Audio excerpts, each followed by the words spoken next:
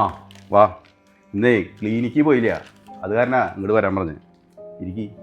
ഇതാ മോനെ, ഏയ് അപ്പുറത്ത് നമ്മുടെ ഫിഷ് ടാങ്ക് ഉണ്ട്, അതിൽ പോയിട്ട് എത്ര മീനുണ്ടെന്ന് നോക്കിയാൽ. ഇരിക്കി. ഡോക്ടർ, ഇവൻ പഠിക്കാത്തതല്ല എൻ്റെ പ്രശ്നം. ഇവൻ്റെ പെരുമാറ്റം. ഇപ്പം ആരോടും മിണ്ടില്ല.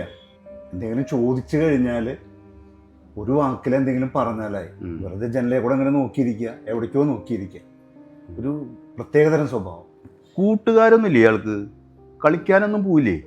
മുറിയിൽ നിന്ന് പുറത്തിറങ്ങിയിട്ട് വേണ്ട ഡോക്ടറെ കളിക്കാനും ഫ്രണ്ട്സൊക്കെ.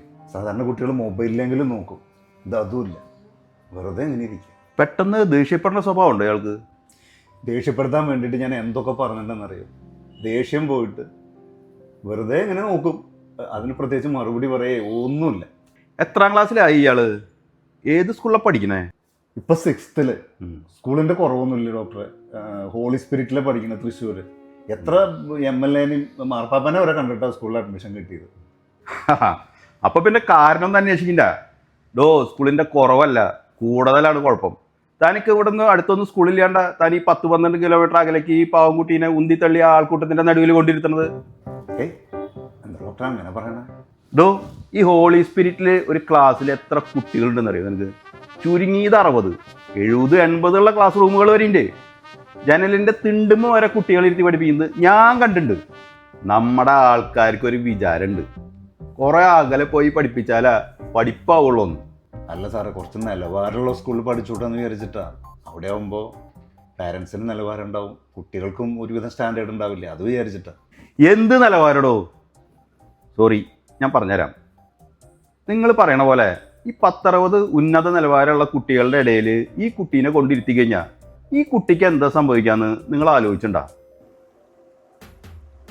ആദ്യത്തെ 2 പരീക്ഷ കഴിയുമ്പോൾ തന്നെ ഈ കുട്ടിക്ക് ഒരു കാര്യം മനസ്സിലാവും. താൻ എത്ര ശ്രമിച്ചാലും 1-മനോ 2-മനോ ആദ്യത്തെ 10-ൽ ഒരാൾ പോലും ആവാൻ പറ്റില്ല എന്നുള്ളത് ആ കുട്ടിക്ക് ബോധ്യവും. അതോടുകൂടി അവൻ്റെ പഠിക്കാനുള്ള ശ്രദ്ധയും ഉത്സാഹവും ഒക്കെ ഇല്ലാണ്ടാവും. ചിലര് പൊരുതി മുന്നോട്ട് പോവും, പക്ഷെ ഭൂരിഭാഗം കുട്ടികളും ഇതുപോലെ ഒതുങ്ങിക്കൂടും. ഇത് ഒരുതരം അപകർഷതാബോധത്തിൽ നിന്ന് വരുന്നതാണ്, പ്രത്യേകിച്ച് ഈ പഠിപ്പിന് മാത്രം പ്രാധാന്യം കൊടുക്കുന്ന ഇതുപോലെയുള്ള സ്കൂളുകളിൽ. ആ മോനെ വാ, അങ്ങള് ചോദിക്കട്ടെ. ആ, എത്ര മീനുണ്ട്? എണ്ണിയാ? 14. ഇന്നൊരു 4 എണ്ണത്തിന് നിനക്ക് തന്ന നീ വളർത്തുവോ? മോന് ക്ലാസ്സിൽ എത്ര ഫ്രണ്ട്സ് ഉണ്ട്, കൂട്ടുകാര്? എനിക്ക് ക്ലാസ്സിൽ ഫ്രണ്ട്സ് ഒന്നും ഇല്ലല്ലോ. വണ്ടിച്ചേട്ടനല്ലേ എൻ്റെ ഫ്രണ്ട്. വണ്ടിച്ചേട്ടൻ എന്ന് പറയുന്നത് ബസ്സിൽ, അവൻ്റെ സ്കൂൾ ബസ്സിലെ ഡ്രൈവറാണ്, വലിയ കാര്യമാണ്. അല്ലടാ, നിന്നെ ക്ലാസ്സിൽ ടീച്ചർ എന്തെന്ന് വിളിക്കുക? എന്നെ ഒന്നും വിളിക്കില്ല, മുമ്പിലിരിക്കുന്ന കുട്ടികളെ മാത്രമേ വിളിക്കുള്ളൂ. എന്നാലും എപ്പോഴെങ്കിലും വിളിക്കില്ലേ? മിനി ടീച്ചർ കുട്ടാന്ന് വിളിക്കും. ടീച്ചർമാർക്കൊക്കെ വലിയ കാര്യം ഡോക്ടർ, ഭയങ്കര സ്നേഹ, നല്ലവരാ. കുട്ടാന്ന് വിളിക്കുന്നത് സ്നേഹം കൊണ്ടല്ല, പേരോർമ്മയില്ലാണ്ട. അതിന് ടീച്ചർമാരെ കുറ്റം പറഞ്ഞിട്ട് കാര്യമില്ല. 10-70 കുട്ടികളുടെ പേരോർമ്മയിൽ വെച്ച് വരുമ്പോഴേക്കും ആ വർഷം കഴിയും. പിന്നെ പേര് ഓർമ്മയിൽ നിൽക്കണമെങ്കിൽ ഒന്നുകിൽ ഏറ്റവും നന്നായി പഠിക്കുന്ന കുട്ടിയാവണം, അല്ലെങ്കിൽ അത്രയും വികൃതി ഉള്ള കുട്ടിയാവണം. അല്ലാണ്ട് എങ്ങനെ പേര് ആ കുട്ടികളുടെ മാത്രമേ അവർക്ക് പേര് ഓർമ്മയിൽ ഉണ്ടാവുള്ളൂ. മോനെ, നീ അവിടെ പോയിട്ട് നിനക്ക് ആവശ്യമുള്ള മീനെ സെലക്ട് ചെയ്തോ. അവിടെ കുപ്പിരിക്കുന്നുണ്ട്, ഞാനിപ്പോൾ വരാം. നിനക്ക് നമ്മുടെ ഉണ്ണിക്കേട്ടൻ ഓർമ്മയുണ്ടോ? കറുകയിലെ ഉണ്ണിക്കേട്ടൻ മരിച്ചുപോയിട്ട് കുറേ കാലമായില്ലേ? ആ, നമ്മുടെ നാട്ടിലെ ഒരു സാധാരണ കർഷകൻ, വലിയ വിദ്യാഭ്യാസമൊന്നുമില്ല. ആളുടെ മകള് പരിമള നമ്മുടെ സ്കൂളിൽ പഠിച്ചതാ. ISRO റിട്ടയർ ചെയ്യുമ്പോൾ ഏത് പൊസിഷനിലായിരുന്നെന്ന് നിനക്ക് ഊഹിക്കാൻ പറ്റുമോ? തിരുവനന്തപുരത്താണെന്ന് അറിയാം, അല്ലാതെ കൂടുതലൊന്നും എനിക്കറിയില്ല. ആ, ഞാൻ നിനക്ക് മനസ്സിലാവണ ഭാഷയിൽ പറഞ്ഞുതരാം. ISROൻ്റെ പ്രവർത്തനങ്ങൾ നമ്മുടെ പ്രധാനമന്ത്രി നരേന്ദ്രമോദിനെ നേരിട്ട് ബോധ്യപ്പെടുത്തുന്ന ശാസ്ത്രജ്ഞന്മാരുടെ സംഘത്തിലെ ഏറ്റവും സീനിയർ മോസ്റ്റ് ആയിട്ടുള്ള സയൻറ്റിസ്റ്റ് ആയിരുന്നു അവർ. നീ IAS എന്ന് കേട്ടിട്ടുണ്ടാവും. IES എന്ന് പറഞ്ഞൊരു സാധനമുണ്ട്, ഇന്ത്യൻ എഞ്ചിനീയറിംഗ് സർവീസ്. നമ്മുടെ സ്കൂളിൽ പഠിച്ച മുരളി IES പാസ്സായിട്ടുള്ളതാ.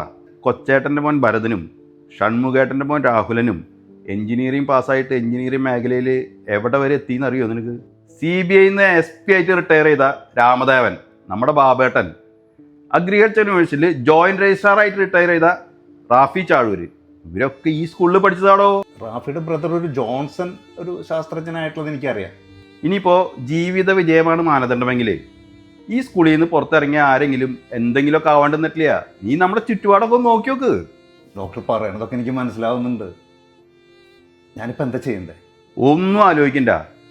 നാട്ടിൻപുറത്തെ ഒരു ക്ലാസ് മുറി എന്ന് പറയുന്നത് ആ നാട്ടിലെ സമൂഹത്തിൻ്റെ ഒരു പരിച്ഛേദമാണ്. അവിടെ പണക്കാരുണ്ടാവും, പാവപ്പെട്ടവരുണ്ടാവും, പഠിക്കുന്നവരുണ്ടാവും, പഠിക്കാത്തവരുണ്ടാവും, പാട്ട് പാടുന്നവരുണ്ടാവും, ഡാൻസ് കളിക്കുന്നവരുണ്ടാവും. ഈ സമൂഹത്തിൽ ജീവിക്കാൻ പോകുന്ന ഒരു കുട്ടി ഇവിടുത്തെ ക്ലാസ് മുറിയിലാണ് പഠിക്കേണ്ടത്. അവിടെ നടക്കുന്നത് പഠിത്തത്തിൽ ഒന്നാമനാവാനുള്ള മത്സരമല്ല, ജീവിതത്തിൽ ജയിക്കുവാനുള്ള മത്സരമാണ്. അതും എല്ലാവർക്കും തുല്യ സാധ്യതയുള്ള മത്സരം. അവനവിടെ കൂട്ടുകാരെ കിട്ടും, കരുതലും അടുത്തും അറിയുന്നതായിട്ടുള്ള അധ്യാപകരെ കിട്ടും. എല്ലാത്തിനും പുറമെ അവിടെ നിന്ന് പുറത്തു വരുമ്പോൾ കിട്ടുന്ന ഒരു ആത്മവിശ്വാസം ഉണ്ട്. അത് എല്ലാ പഠിപ്പിനേക്കാളും മേലെയാടാ. മനസ്സിലായി ഡോക്ടർ? കുട്ടിക്ക് എല്ലാ ചികിത്സ വേണ്ടതെന്നല്ലേ? നീ ധൈര്യമായിട്ട് ചെല്ല്, you will be all right.